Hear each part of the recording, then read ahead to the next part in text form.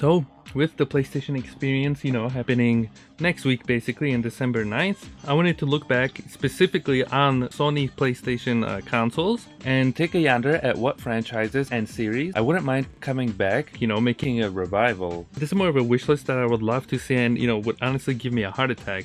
The reason I'm sticking with Sony here instead of including, Nintendo and, Xbox is because, like I said, the PlayStation experience is happening next week.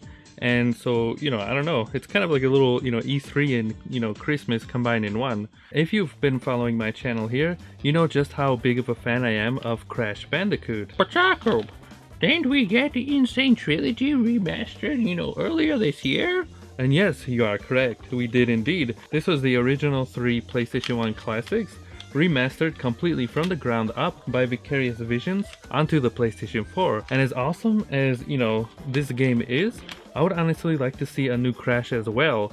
Activision seemed to be testing the waters and it paid off. Fans basically kept this game on the top of the charts after its initial release, and that is pretty awesome. I know many people want a remaster, but for Crash Team Racing here. I myself though am more of a fan of Double Dash, my brothers and I, we kind of grew up with that more. They did come back with another racing game for Crash Bandicoot, being Crash Nitro Kart.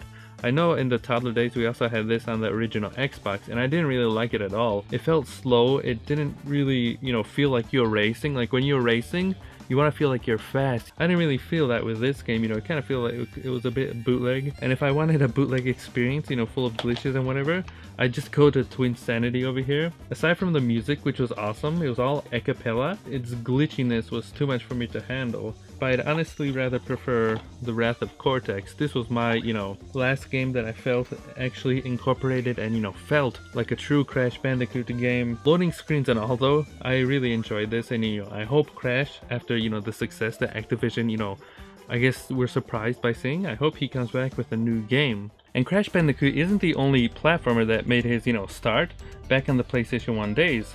Another one of my favorites is actually, Spyro the Dragon. We're not gonna talk about this one though. Bootleg looking, I don't know, I don't even know what to say about this. I got this figurine for about $1 in the flea market. We're not talking about this Spyro though. We're talking about the classic, PlayStation 1 game Spyro here, and it's similar to the original Crash game, where you can see the potential and you can really see, just how good this game is from the first game, and you really appreciate it after, the sequels came out. Like, you really appreciate just how ironed out the controls were and the levels and the music and just how awesome everything is. My, my game of choice, if I had to choose one, would be Spyro 2 Ripto's Rage.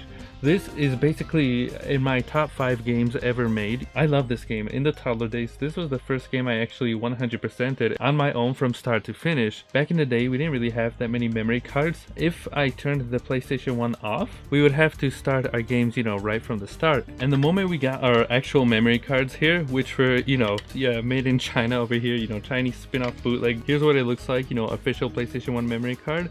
And then here's the bootleg ones that I had as a toddler. Some of these saves are here over like 12 years old, and I'm thankful to even have these, because I could finally finish games like Spyro 2 and beat it 100%. And so unlike, Crash and Spyro, which actually, survived for a number of years and, had a number of spin-offs on, multiple consoles, there are some of those, PlayStation 1 classics that actually didn't get that chance. One of those being Tomba over here, created in 1998 by Whoopee Camp.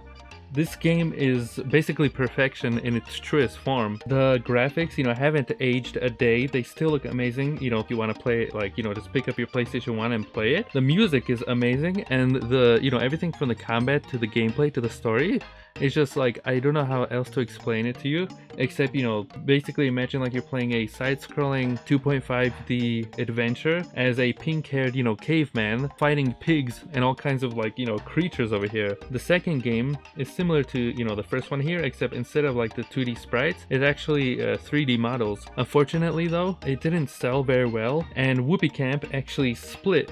And so we never got a third game, to Tomba over here. And this game is awesome. I remember playing it on a demo disc, I actually remember what it was called. The Interactive Volume 7 demo disc on the PlayStation 1. And ever since then, I've been trying to figure out, like, what is this game? Tomba? I don't, what is that? I don't know what it is, but I want to play more of it. Another kind of like, I guess, forgotten mascot of the PlayStation 1 days would be Gex over here.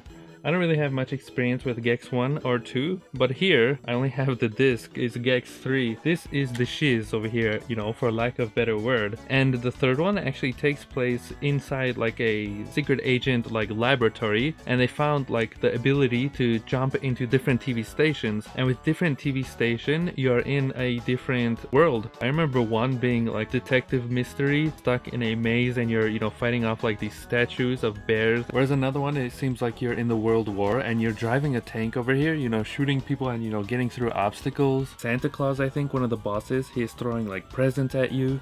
It was really awesome. So after the third game, it just completely disappeared, and then, you know, Crystal Dynamics over here started focusing more on Tomb Raider. Here's a game that is very, you know, near and dear to my heart over here. Basically the first game I played on stream on Twitch, I would say about 5 or 6 years ago now. The game that got me into the horror series, not only into games but also movies, and that being the original Silent Hill.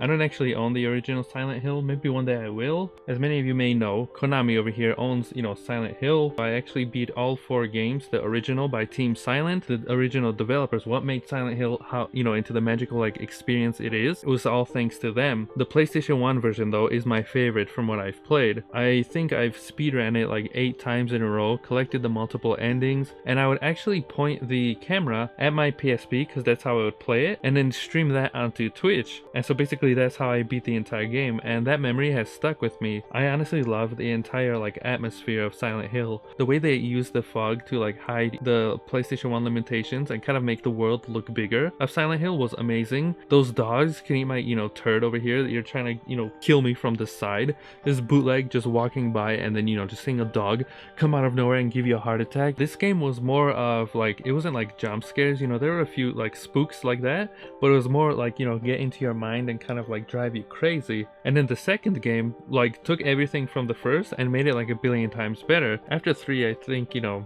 they perfected, you know, Silent Hill, and then I think Konami said, hey, we want a Western company to, you know, make these games from now on, and they really suffered a lot. I haven't played them, but I've heard they kind of suck. Apparently they took everything that made, you know, the original Silent Hill game spooky and removed it. How do you remove the fog from a Silent Hill game that's like iconic, you know? You're walking down the street, you know, and you can't see anything. That's like the whole point. The reason the fog was there is to blind you and you can't see anything. And so as you're walking down, you know, this like alleyway or something, you're over here having a heart attack because the music stopped and all you hear is your radio just, you know, basically, you know there's a monster around, but you don't know where the turd it is. Next thing you know, dog comes flying or a pterodactyl bird thing hits you in the eye, and you know, you have a heart attack, you panic, you try to shoot up in the air, and then you die. Game over, you gotta continue from your last save. It's bootleg, but that's what made the game awesome. Just bring Silent Hill back, you know, not like that bootleg Vita game that, you know, there is, but like actually bring it back a proper Silent Hill game. Excuse me. When we're talking about the PlayStation 1 and, you know, RPGs, basically many people, you know, think of Square Enix as the king of, you know, RPGs because they basically dominated. But before, you know, Square and Enix, you know, combined, you know, forces and, you know, made baby gravy over here, of course, there used to be 2 separate companies. And Squaresoft made this lovely gem here, Einhander. Oh, this game is so good. Similar to Tomba, you know, I played Einhander on that same demo disc. Just imagine like a side-scrolling 3D shooter game with awesome music, you know, kind of takes place in the future. The bosses are insane, they're huge. I actually haven't finished this game yet because it's pretty hard. If you've played World of Final Fantasy, one of the DLC characters lets you use this robot in battle as like a summon, and that is the coolest thing ever. This game would be perfect, not as a port, not as a remaster, but completely remade. I would love to see what they can do to bring this like classic back, and I want to see this on the PlayStation 4. Another one I would recommend is Maniacs over here. I would love to see this remade. You know, tiny little mutants, that's why it's called Maniacs. It takes miniature mutants. They each have like different powers, and they are running not on like race fields, but in like your environment. So basically my room over here could be an environment, like a racetrack for these Maniacs here. My favorite character was bald. He's got like a tongue and he's kind of like a dog. Basically, you know, they each have like a special power, and his special power, he can use his tongue and like, you know, decapitates you. And then another power of his was, you know, farting on people. Maniacs came out in 2009 by Codemasters. You may recognize this name, Codemasters, from the Overlord series. I think there was like 4 made. They came out on consoles as well, but I have the PC version. This game is awesome. Basically, you're an overlord, like a demon. Basically, imagine like you're a demon and you're controlling these little minion dudes. You task them to like destroy villages and, you know, eat people and, you know, just kill everything, just cause complete havoc. And, you know, the series went on. It came out on the Wii and then also the DS, I believe. But the latest game in the series ruined the entire like formula. We don't talk about that one, but from the footage I've seen, it's basically reminds me kind of like League. Judging from the comments too, many fans didn't seem to enjoy that, you know, decision either. And that completely sucks, because I would love to see Overlord come back. But with that said, ladies and gentlemen, I will have to cut this video here and continue in a part 2, which will be coming soon. Leave any Sony franchises that you think I should have, you know, added into this list. With that said though, thank you for watching, and I will see everyone in the next part.